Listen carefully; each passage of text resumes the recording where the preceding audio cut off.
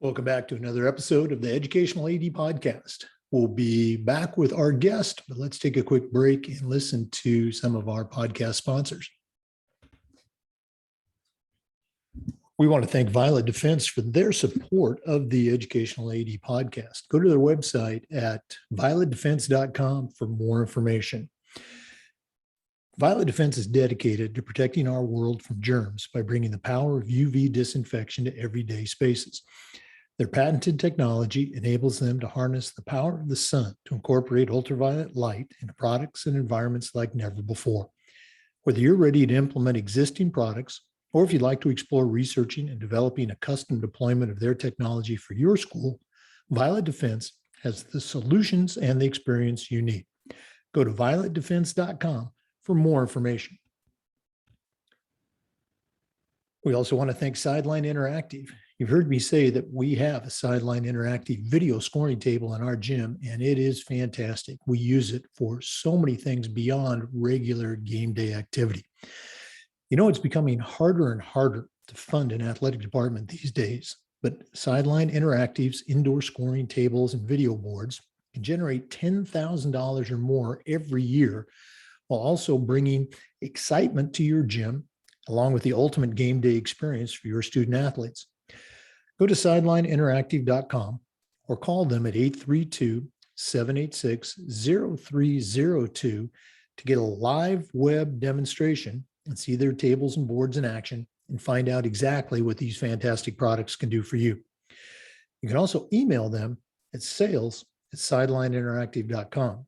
That's sales@sidelineinteractive.com. You won't be disappointed. We also want to thank Wall of Fame by Vital Signs. You know, they are on a mission to bring your school's legacy to life. They provide a variety of interactive touchscreen options, along with an extensive library of templates to make it easier than ever to recognize the athletic achievements of your students, both past and present. For more ideas on how to showcase your school's diverse history and your proudest moments, visit vitalsignswalloffame.com. Or to learn more and get started with your own digital Wall of Fame tribute, give them a call at 614-981-3589, or you can email them at sales@vitalsignswalloffame.com. That's sales@vitalsignswalloffame.com. We also want to thank Huddle. At Huddle, we power sports. More than 180,000 teams, including some of the best in the world, are using Huddle to elevate the performance of their teams and their athletes using video and analytics. Huddle is the complete platform for performance. They have online tools, mobile and desktop apps, smart cameras like the Huddle Focus. We've got a Huddle Focus camera in our gym, and our volleyball and basketball coaches just love it. Of course, there's analytics and a whole lot more. Huddle's built for every level of play, starting with club and youth programs all the way up through high school and college, and even the professional teams are using Huddle to play better. You're in pretty good company with over 6 million users, along with your student athletes, most of their parents, and of course, the college and university coaches that you're trying to get your kids recruited to. If you want to find out more about how Huddle can help you and turn your school into a Huddle school, go to their website at huddle.com to learn more from their professionals. Remember, Huddle, we power sports. We also want to thank Athletic Surveys by LifeTrack for sponsoring the Athletic Director's Toolbox segment of our podcast. Athletic surveys are a quick, easy, and affordable way for you to collect some comprehensive data that allows you as an athletic director to evaluate and improve your athletic program. Athletic Surveys by LifeTrack also gives you access to the 95% of the parents and the student athletes who really love your program, and it gives them a voice to help share the importance that a quality athletic experience has for them. Go to athleticsurveys.com and check out their testimonials, and then give them a call at 1-800-738-6466, or you can email them at info@athleticsurveys.com to get started. Athletic Surveys by LifeTrack. Let them help you take your athletic program from good to great. And we want to thank our good friends at Hometown Ticketing, the leading digital ticketing provider to schools and colleges. Learn more at hometownticketing.com. Hometown Ticketing, simple and easy online ticketing. Welcome back, everyone, to another episode of the Educational AD Podcast. Today, we're staying in Florida, and we're truly visiting with a good friend, Kevin Demer. Kevin is a certified athletic administrator, and he's the director of athletics at Boone High School in Orlando. Kevin, welcome to the podcast. Thank you, Jay, for having me. I appreciate it. Oh, gosh. I've told many people, I hope I've shared this with you, but I count you along with Russ Wombles as a couple of my FIAAA mentors. When I first became aware of the organization very late in my career, you two were teaching that first LTI course I took, and you were just so welcoming, so encouraging to an old timer that it really made a difference. So appreciate everything you've done for me. Absolutely. Well, let's go and get started. We always like to let our listeners have a chance to get to know our guests. So give us that 5-minute bio, where you were born, where you grew up, and maybe how your path has led you now to Boone High School. So I'm from upstate New York. I'm from Binghamton, which not many people may have heard of. It's cold and dreary for 6 months in upstate New York. And I was fortunate. I played 3 sports in high school, played baseball, basketball, and football, and went on to Ithaca College, which is about 45 minutes north of my hometown. Was able to play football there, and then played a new sport of lacrosse because we didn't have that in high school. Played a year of that, and found that playing 2 sports in college is very rewarding, but very you have to work. You have to really work your tail off, both in the classroom and then in the weight room and everything else, to be able to play 2 sports.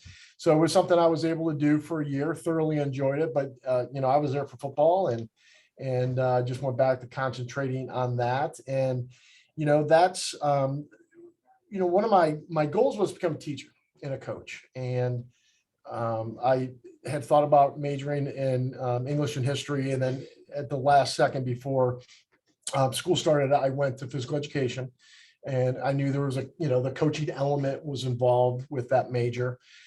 Just had a great time at Ithaca.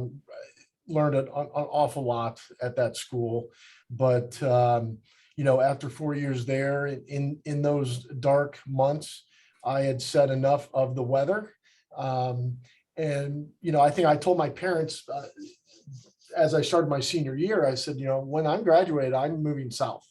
And I don't think they really believed me, but sure enough, 2 weeks after graduation, I had moved to Orlando. I've been here since '88, and really, really enjoy the weather and the everything else that goes along with being out of the Northeast. It's interesting, Jake. I did not have a great senior student teaching experience at the high school that I was working at. I was coaching basketball, and the teaching part just didn't click with me right away. So when I came down here, I got a job with at a resort in the activities department. So it was still somewhat sports connected. We played with the guests, played volleyball and basketball, and ran activities. But after about 9 months of that, and the student loans weren't going away on those paychecks, I figured I needed to get back into what I spent 4 years of my life working towards.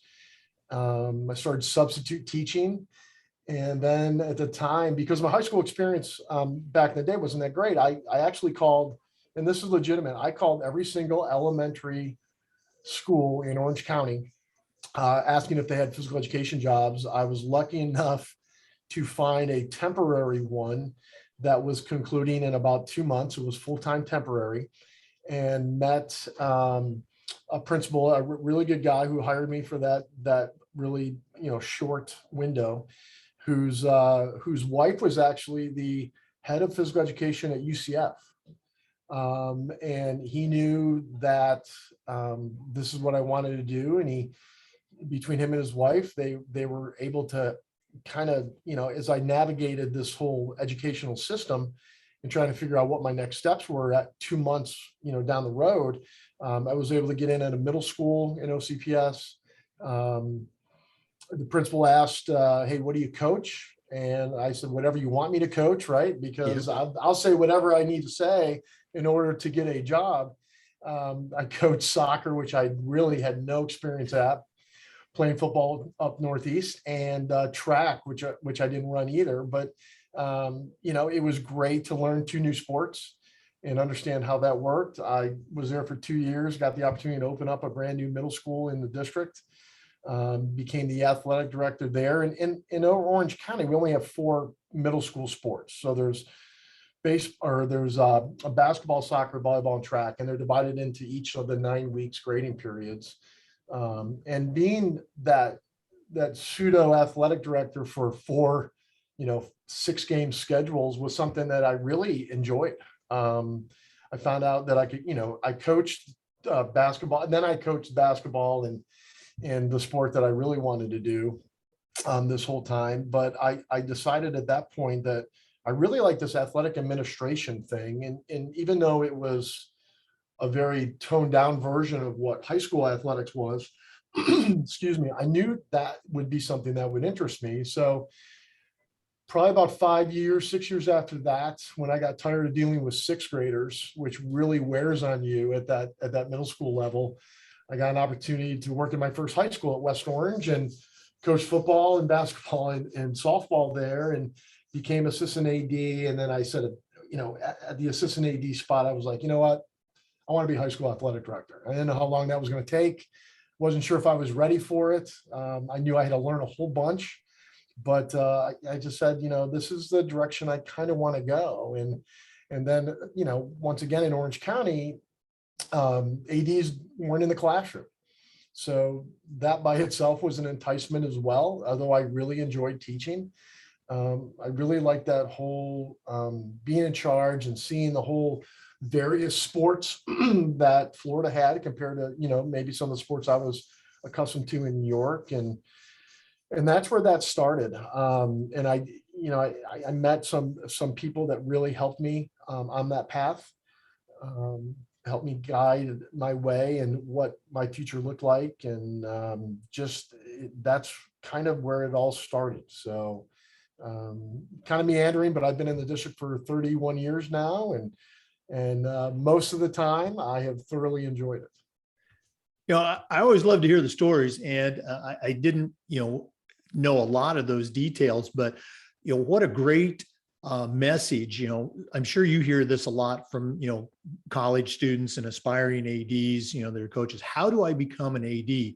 Yeah. And it's all of those experiences. And you had me flashbacking to my past. I remember when I graduated from college, very similar sports background too. I sent out that summer over 100 letters. This is back when you actually sent out letters. Yep. To schools introducing myself. And I think I got 0 replies, but I ended up subbing that fall. And by the end of the year, I had been at enough schools and had fortunately made a good impression at least one. I got offered a job at a middle school that next year. And I remember that same conversation. What can you coach? And I said, what do you got? Yep. And, that, led to, the next 40 years. So very, very cool stuff. Yeah. Now, you might have been getting up to that point where I know you were the Orange County athletic director for the entire county for a number of schools. Talk a little bit about that job and then maybe that transition out of that position back to Boone. Yeah, so I had transitioned from West Orange. I had the opportunity to interview for the athletic director position at Olympia High School, and that Olympia was going to be a brand new school. And Jake, to be 100% honest with you, I went to interview to learn how to interview for an AD job. Under no circumstances did I think that they would offer me that position. But I wanted the experience to see what that looked like and what I could learn just from the process itself. And I went in for the first interview and was just honest and just answered the questions, not looking to answer the questions in such a way to get the job, but answering the questions in such a way that I knew this is what I would do if given a position down the road, right? I think there's a difference. You can answer questions just to please somebody, or you can answer the questions to be true to yourself.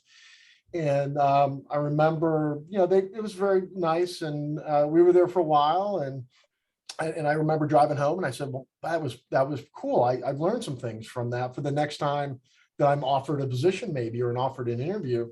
And I got called in the second time for a follow-up, not knowing what that was going to be about. And the principal at the time was very honest with me and said, hey, Kevin, just want to let you know that you weren't our first choice. The gentleman that I would like to have the position has turned it down. So he said the cards have fallen in your favor, and we'd like to offer you the position. And I had heard this quote before, and I said, that's fine. I said, I wasn't my wife's first choice either.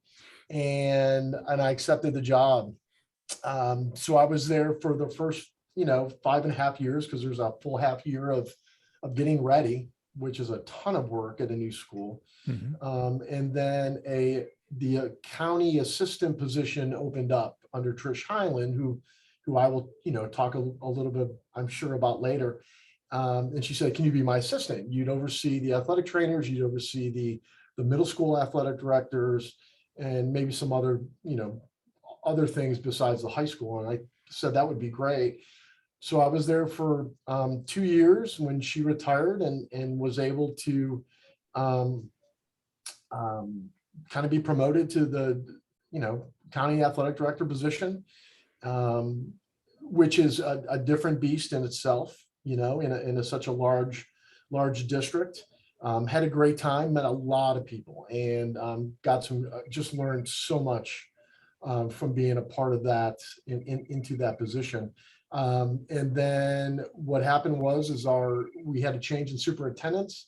Our new superintendent came in and wanted that position to be administrative. So throughout the whole time up until that, Trish was instructional. I was an instructional position, which was great for me. I was off when my kids were off. So Thanksgiving and Christmas vacations, when the kids were out of school, I was not working. But I remember them saying, and this was interesting, them saying, well, if you were to go into the pool for assistant principals, then you could come back in and quote unquote re-interview, but you'd have to be a high school administrator first. And I kind of looked at them and said, well, I'm not going to do that. I want to be a high school athletic director. I want to be associated with high school athletics, and going into a school to be an assistant principal does not follow my career path at this time. So, it was a great experience. Like I said, I met a lot of people that influenced me in a ton of positive ways. And then I just, I had a lot of opportunities when that became public. I guess I made some good impressions down the road, and had some opportunities to pick and choose. And it just eventually got me back to Boone. And the great thing about Boone is that even when I was working downtown, I lived in the Boone community. I lived half a mile away from the school I work at. My kids were always going to go to Boone High School. And I had the great pleasure of, being here and working on staff and being the AD while my kids started as freshmen, my daughter played 4 years of soccer, and my son played 4 years of boys lacrosse. They both graduated from this high school, and they'd be able to be part of that in their lives, to see them not every day, right? Because a lot of times I wouldn't see them unless they needed money or they forgot lunch and needed some food. Yeah. But having that experience, and my wife and I just kept saying how lucky things happen, and I'm a big believer in things work out the way they're supposed to, and this is a perfect example of that.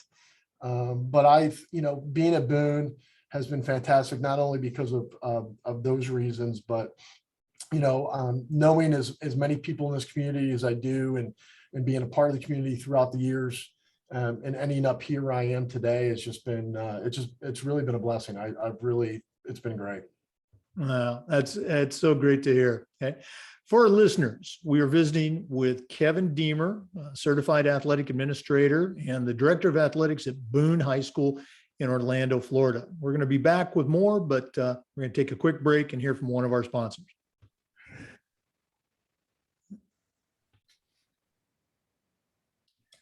We want to thank Huddle for their support of the podcast. Remember, at Huddle, we power sports. More than 180,000 teams, including some of the best in the world, are using Huddle to elevate the performance of their teams and their student athletes using video and analytics. Huddle is the complete performance platform. They have online tools, mobile and desktop apps, smart cameras, including the Huddle Focus. We've got a Huddle Focus in our gym, and our volleyball and basketball coaches just love it. Of course, there's analytics and a whole lot more. Huddle's built for every level of play, starting with the club and the youth levels up through high school, college, and even the pro teams are using Huddle. You're in pretty good company, as over 6 million people are using Huddle for their teams and their performances. Okay. Your student athletes are using Huddle. Their parents are using Huddle. And of course, the coaches of the college and university teams that you're trying to get your kids recruited to are using Huddle. If you want to find out more about the platform and how your school can become a Huddle school, go to their website at huddle.com and talk to their professionals. Remember, Huddle, we power sports. We're back with Kevin Demer from Boone High School in Orlando, Florida. Kevin, in our profession, we always talk about the importance of leadership and particularly mentorship. So I'm curious, who are some of the mentors that you've had in your life that have helped you get to where you're at now in your career? Yeah, it starts and really doesn't necessarily end ever, but Trish Hyland, who was the first female athletic administrator in the state of Florida in the back in the day in 7A classification at West Orange High School, and then became the county athletic director for years here in Orange County. Just a huge impact on my professional career. Gave me so much insight, so much encouragement, which I think this job really needs, especially early on in somebody's career, and just helped me get to where I am today. Every time I see her, she was recently honored for innovative female administrators and coaches and individuals in sports in the state of Florida. I can't credit her enough for being able to be there for me, and for, and scold me when I needed to be scolded, and help me when I needed to be helped. But like I said, every time I see her, I thank her. Every time I see her, it just brings such a smile on my face. And like I said, I can't give her enough credit for everything that she has done for me in the past. Trish Hyland is one of those names in Florida that is spoken, I think, with reverential terms, yes, and maybe in some cases, some fearful terms. Yeah, depending on the influence that she had. I had an opportunity to meet her briefly at our state conference a couple of years ago. Very cool. Wealth of wisdom. Kevin, you've been very active in the state association. I know you're past president, as well as the national organization. We have a lot of younger ADs that listen to the podcast, and I think it's important for them to, hear about that journey. So talk a little bit about how you became aware of FIAAA and how that branched into your NIAAA membership. Yeah, it's interesting. When I was first an athletic director at Olympia High School here, we were a much smaller county. We probably had about 13 schools as opposed to the 22 we have now. And all of the existing athletic directors were very entrenched in their jobs. They were older or more experienced, whatever term you want to use. but they didn't go to the FIAAA conferences, nor did they go to the state conferences. That's just not anything that those guys did back in the day. And once again, Trish had said, you've got to get to the FIAAA conference. So I went to the first one, and I'll be 100% honest with you. I was so intimidated when there was a meet and greet, I think, outside the hotel in the back area. And I didn't know a soul at all. I mean, the first year of doing this, none of the guys I knew from Orange County were there. And I just didn't know anybody in that role from outside of our district. So I think I went to the bartender and I got a drink, and I stood by myself, and I was, painfully shy when I first started. I didn't have any trepidation of talking in front of people or anything else, but I could never, I had a hard time just talking about myself or engaging in just normal conversation, or at the very least, introducing myself. I struggled with that at the time. So just like you mentioned earlier, the two people that came up to me, saw me standing there alone, was Ron Balaz and Russell Wambles. And Russell, I couldn't follow the conversation because he talked a mile a minute. But he was so welcoming and so friendly.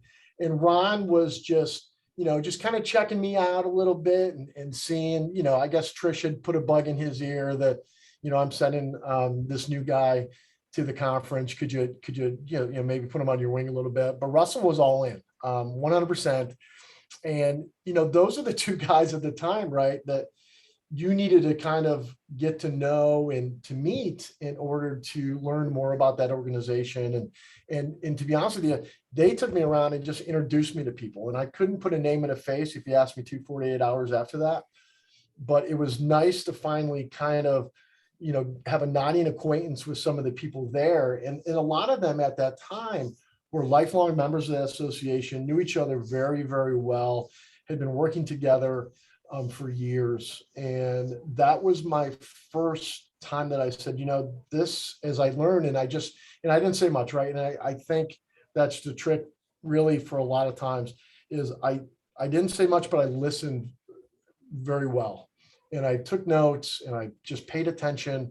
And that was my first introduction. So when the time we, flash forward to a year, I was way more comfortable, but I'm glad that I was kind of pushed into going at the first. And I know there's that whole first time attendees kind of hesitation, right? That, but it's the best thing you can do, right? As an athletic administrator, especially in the state, to go to FIAAA for starters, to start meeting people, to have conversations, to attend LTI classes, to go to the breakout sessions.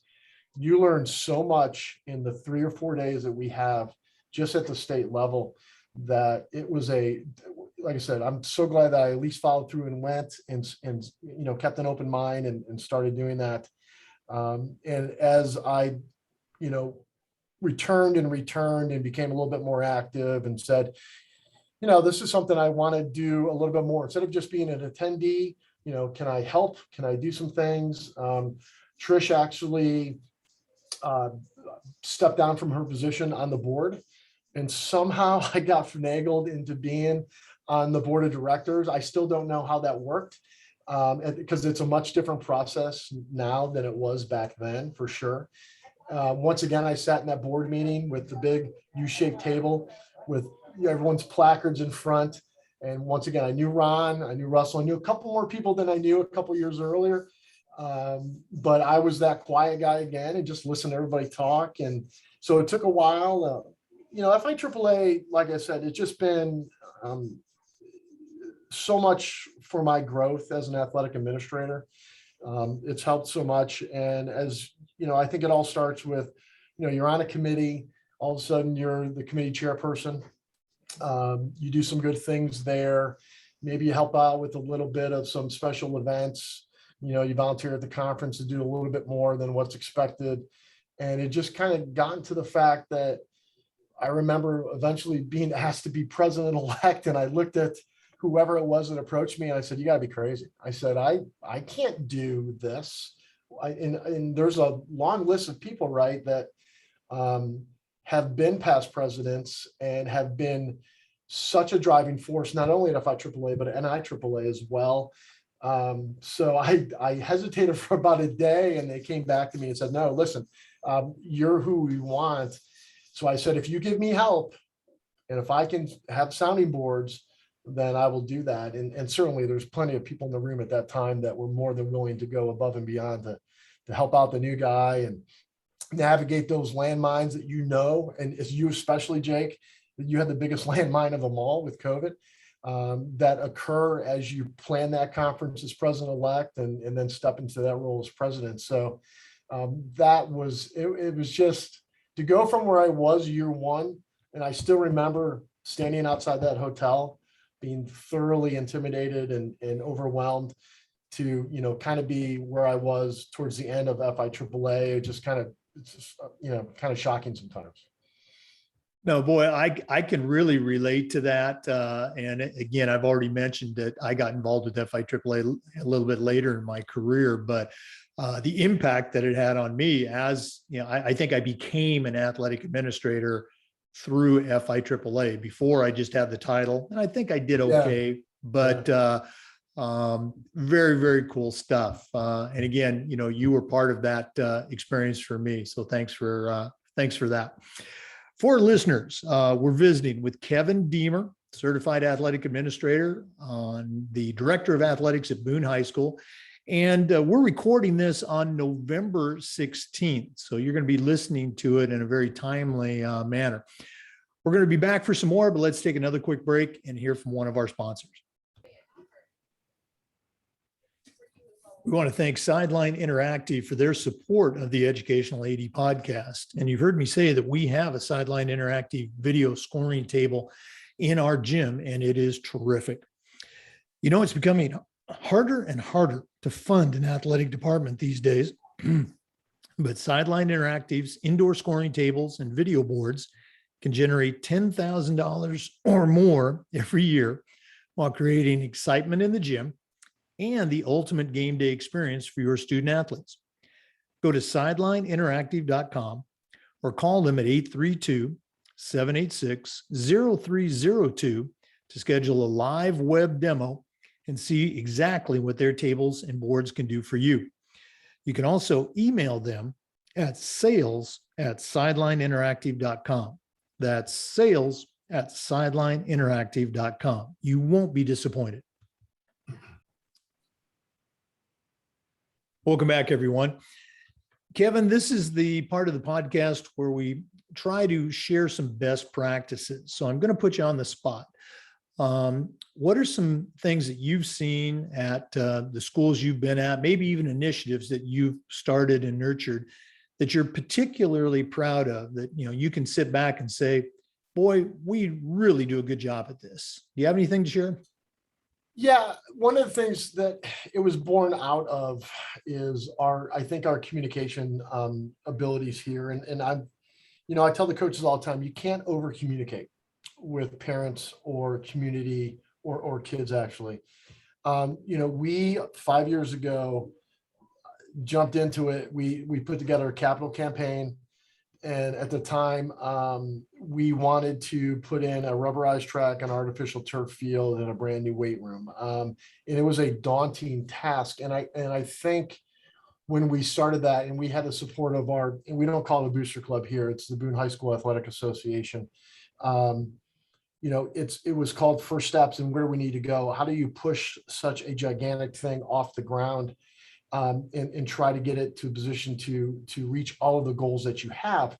And it, was a monumental task. And I can say that we succeeded in doing all those things. But it brought this community together so much. And one of the things that, like I said, was born out of that was that we really, as a staff and as a school, I think, but certainly within the athletic department, really opened up our lines of communication with parents. And community and sponsors. And it wasn't as much as about gaining money or earning or asking for cash. That wasn't, that was part of it, obviously, because we weren't going to get the stuff done without money. But I think when we brought together the head lacrosse girls coach, we brought together the track coach, and all of a sudden, all these entities started working together for one goal. A lot of times, pick a sport and they're working towards that sport. They're working towards their team, and the focus is narrow. What can we do to raise money for new uniforms, raise money to do a banquet, whatever the case may be? This brought together this staff so much because it was a joint effort. It was one common goal that was going to benefit so many kids and so many teams, and just do so many great things for this community, not just the school. I have to say, I was very proud of everyone pitching in, because it's impossible to do something that large by yourself. Even if you get, certainly community members that are lawyers and bankers and have the connections and are alumnus of the school they're trying to raise money for, that helps tremendously.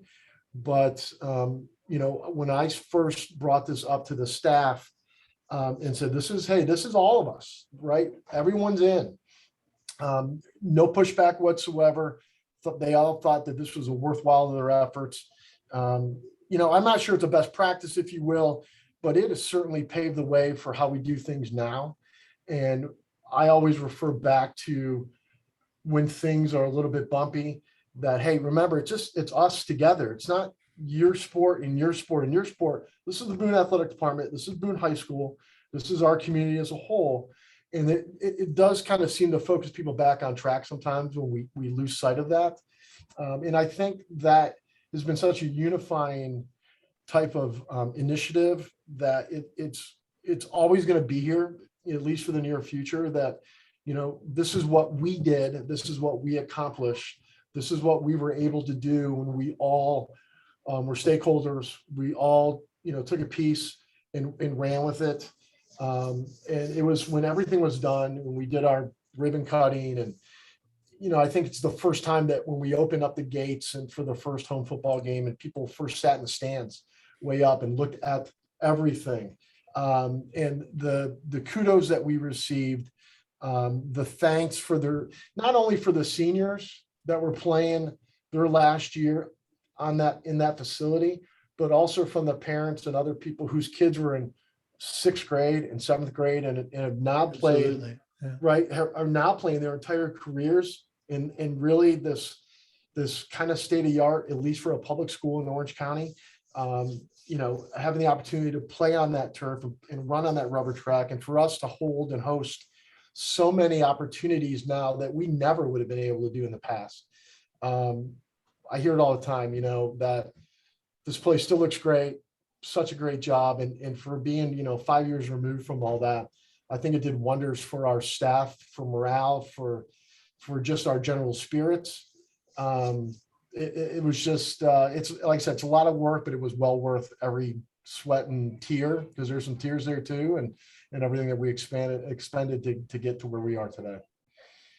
I think it's spot on, a best practice of, that the phrase you used, over communication. I've heard that from one of my bosses 100 years ago, and it really sunk in. And I think as an AD, we've got that global vision, or at least we should.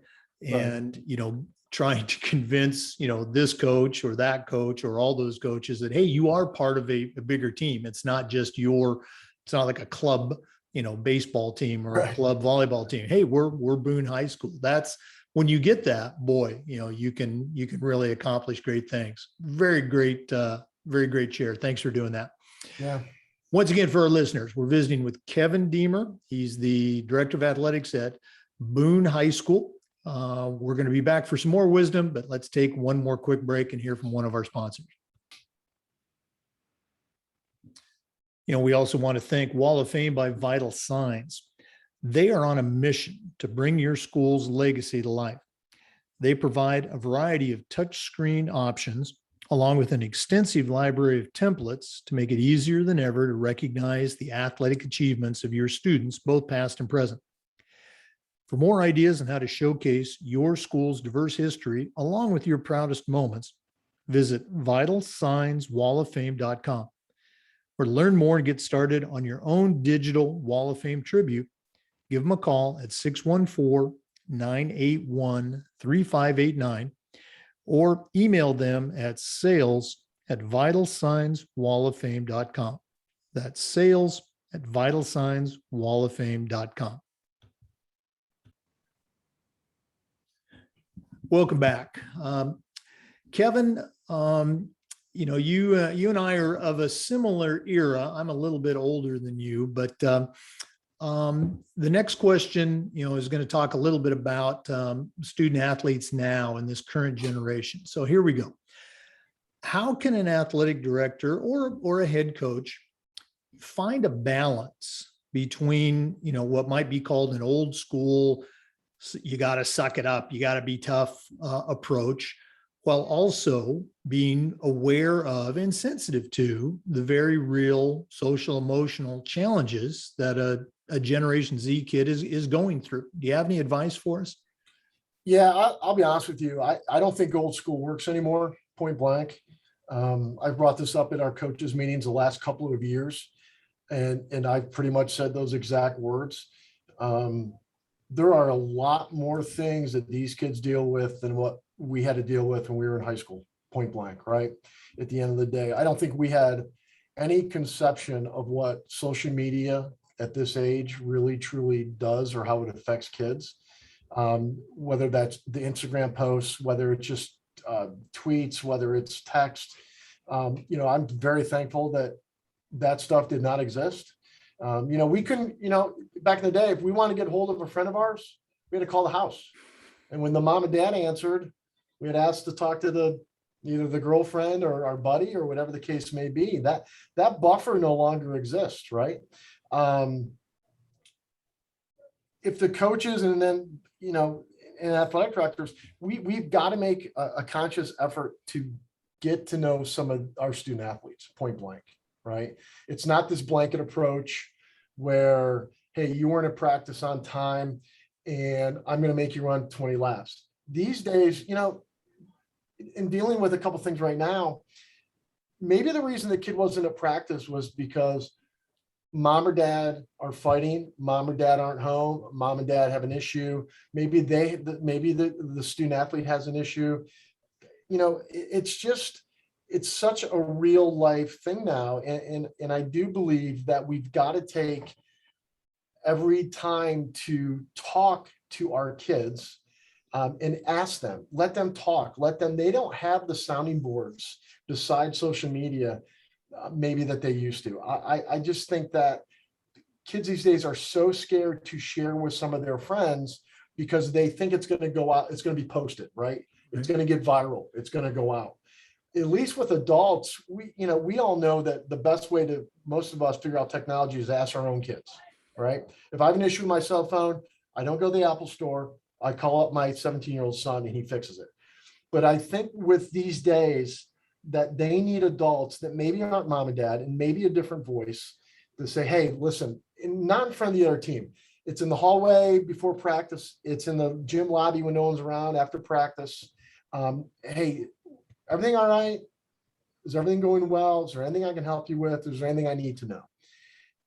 We are dealing with one specific situation here currently with a young man who's going to be a first generation kid. His older brothers went to Boone, did not graduate, caused a whole bunch of havoc. But he's having some issues, I think, because his mental state's not where it needs to be. But we've got to look at him as a way as how can we help him? And it's not just to keep him eligible or able to play basketball as a senior. Can we make sure he graduates high school?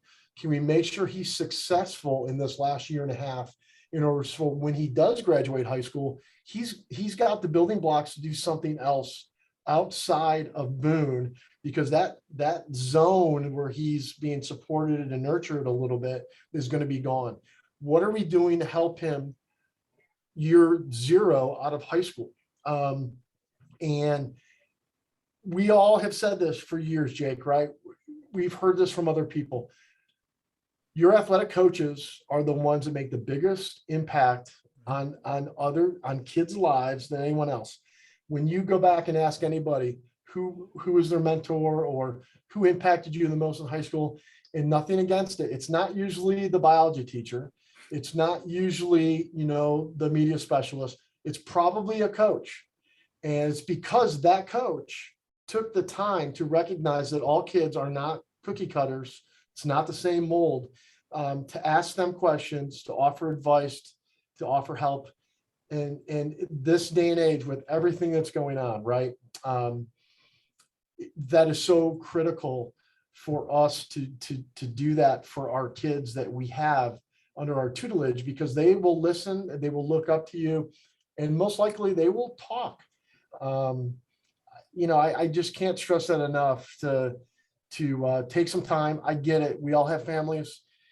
We are at 14-hour days, but you don't know how much that 5 minutes of just you and a kid could impact that kid's life, by just letting them understand that, hey, coach noticed, coach asked, coach cares.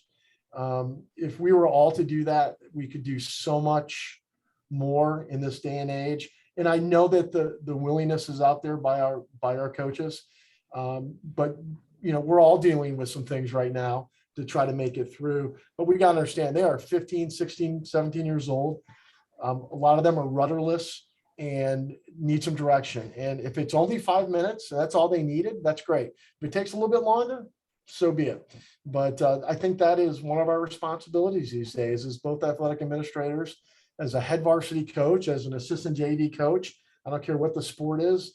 The social and emotional issues that the kids face don't necessarily, there's kids on the bowling team that are that way. There are kids on the JV girls lacrosse team that have situations that they probably would like to share with somebody. And that's the one person that most likely they look up to more than anyone else besides their parents. So I think it's critical that we, keep that in the forefront of our minds, find the opportunity, find the time, and just really reach out to those kids who we think could use some help.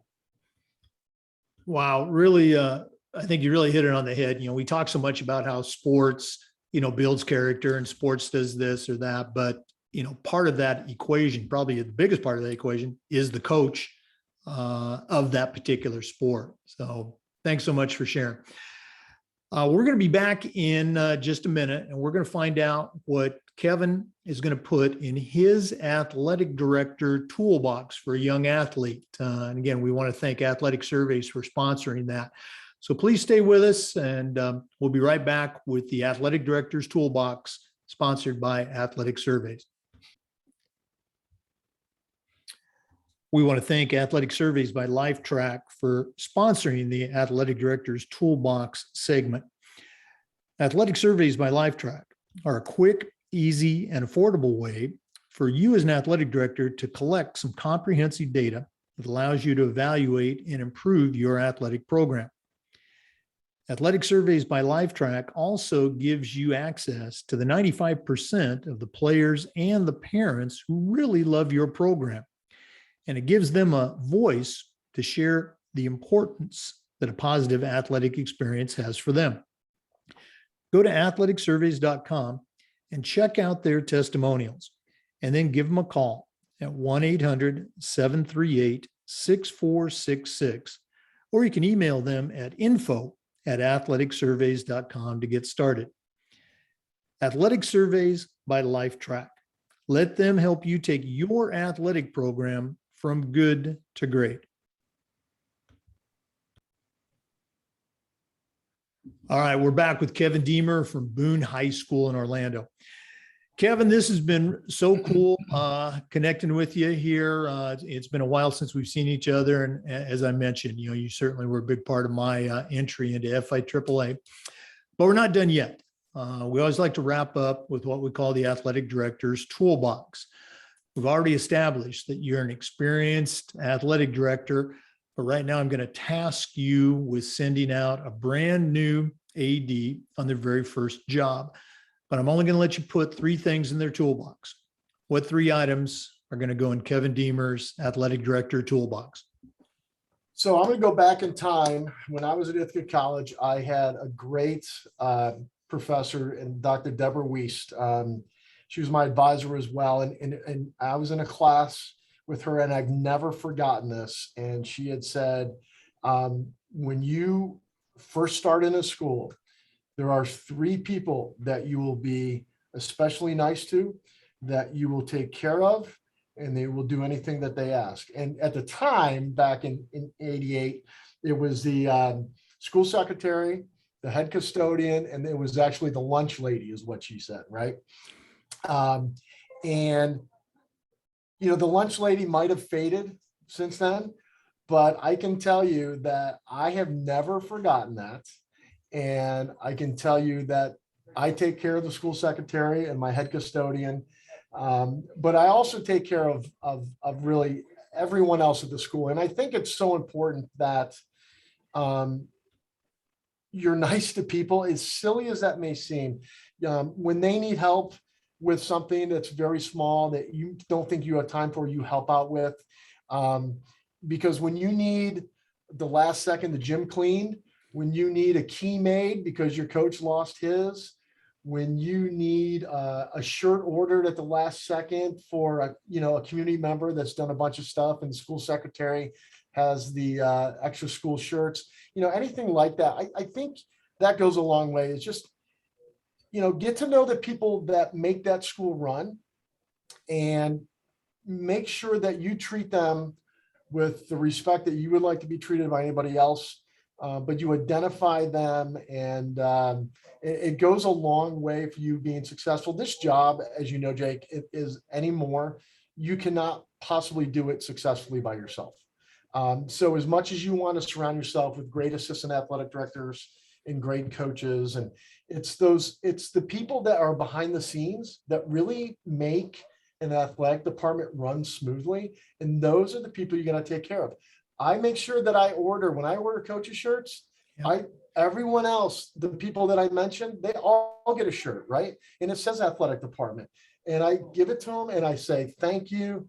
You deserve this. There you go. And it's such a simple thing to order an extra $12 shirt. But what the appreciation that I always see when I do such a simple gesture goes a long, long way to help you out and help the program out. So that would be number one. And like I said, I can't take credit for that. That goes back to Dr. Wiest. I would say for new ADs, right, is you got to pick the phone up. I can tell you, and I tell my coaches, that when I get that angry parent, or at least it's angry on an email, I don't respond to a 4-paragraph email with complaints about a coach or something else to do with athletics. I will call that parent immediately and say, hey, it's Kevin. I just saw that you emailed me. Love to see if you have a few minutes to talk. They are never the same way as they are on email most of the time, right? They can write in all caps. They can put exclamation points. They can bold things out. They are usually way more respectful, more willing to converse when you put them on the spot almost and get them on the phone, because they can't hide now, right? They can't hide behind an email chain or anything else. That has alleviated that little philosophy, and it's not, I'm sure there's others that do the same thing, has saved probably so much headache and heartache and hours of frustration by not following their lead and just writing back an email where you want to rip them. Pick up the phone, kill them with kindness, ask how you can help, offer some solutions, listen to their conversation, listen to what they want to say. A lot of them, once they vent, they're done. But for people, I think for the new athletic directors, you'll gain so much with those phone calls. Almost every single time you'll hang up, you'll feel better about the whole situation. And most of the time, those parents will say, thank you so much for taking the time to call. I'm so glad we had this conversation, and it's solved. So that would be one. I think it's a simple thing, but I'd follow that very, very strictly. And my expectation with the coaches is they try to do the same thing. And I know we've all heard this third one, and I'm learning this finally after 31 years, and I'm putting it into effect. the last couple of years, especially, and as I wind up my careers, it is so important with the jobs that we have, with the time constraints that we're faced with our families and our personal time, is that when you don't have a duty night, when you don't need to, it's time to go home and spend time with your significant other, and go hang out with your kids. And I think what a lot of us have seen over the years is the burnout associated with athletic administrator positions. And a lot of that reason is we are so caught up with our job and our profession that we simply wear ourselves out at the end of the day. We all know how busy spring is for that season. We're lucky that FHSA has now included beach volleyball because we didn't have enough stuff to do in the spring. But when you have time in order to get out of the office and take your wife to lunch or early dinner or whatever the case may be, or your husband, I think you need to take advantage of those. I've always heard that. I've never really put that into action, like I said, into the last couple of years, but I think it's going to increase my longevity in this job. It's certainly going to increase my productiveness and my entire mindset, right? You can't do any job well when you're exhausted. And if you're exhausted on Tuesday at 9 a.m., your week is going to go down in flames. So I get it. We're busy. I get it. We don't have a normal work. We don't have normal jobs, right? At the end of the day, we don't get to leave work from a 9 to 5 job and not think about work again till 9 o'clock the next morning. We have a special position. It impacts a lot of lives, but at the end of the day, we've got to be able to do it in the right frame of mind, take care of ourselves first and take care of our families. So I would encourage new athletic administrators to kind of come up with a habit of that a little bit. You're not neglecting work by going home before 5. You're not. You're taking care of yourself so you can come in the next day, knock it out again, and do as good a job you did the day before. It's just so important. And like I said, I wish I'd listened a little bit better in all those national conferences, all those breakout sessions when I keep hearing this over and over. But there's nothing wrong with it. You're not doing anything wrong. You've got to take care of yourself first before you can take care of anybody else. So that would be just something that I preach, and hopefully I continue to follow. So. Wow. I dare say an all-star collection of tools there. The 3 people, I can't tell you how many times I heard that, as a young coach, as a young AD, so important. And it's not just 3, it expands Right. into so many more. The phone technique, I think that's probably one of the hardest things to do, but probably one of the most effective things as you shared. And then of course, family. I think I did a good job in that regard, but not as good as I should have done. So appreciate you sharing that.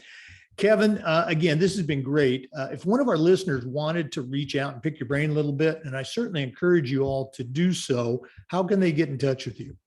Email for start, and then that way we can set up a phone call. So it's, in Orange County Schools, it's kevin.demer, and it's spelled DEMER at ocps.net. Really simple.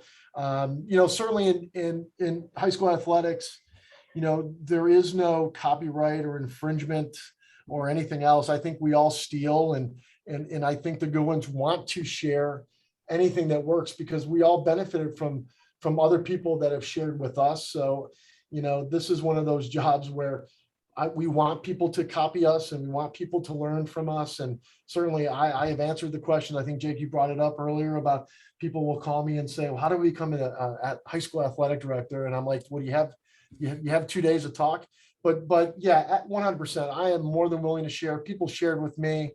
I want to return that and, pay it forward. 100% that anybody that thinks I may know what I'm talking about, to go ahead and give me a call, and we can definitely chat. Okay. Again, that was kevin.demer at ocps.net. Really encourage you to reach out. Kevin, thanks again for being such a great guest and so open on the podcast. Absolutely, Jake. Thank you for having me. Great idea what you're doing. I appreciate the time. It was a lot of fun. Okay. For our listeners, remember the Zoom recordings of these interviews are also being uploaded to the Educational AD Podcast YouTube channel. We appreciate you listening today. Come back again next time for another episode of the Educational AD Podcast. And once again, we want to thank Hometown Ticketing, the leading digital ticketing provider for schools and colleges. You can learn more at hometownticketing.com. And check us out every other Wednesday on the Educational AD Podcast for What's Up with Upchurch. Jessica Upchurch from Hometown Ticketing shares some really cool ideas on how Hometown Ticketing can help you do a better job as an AD. Thanks again.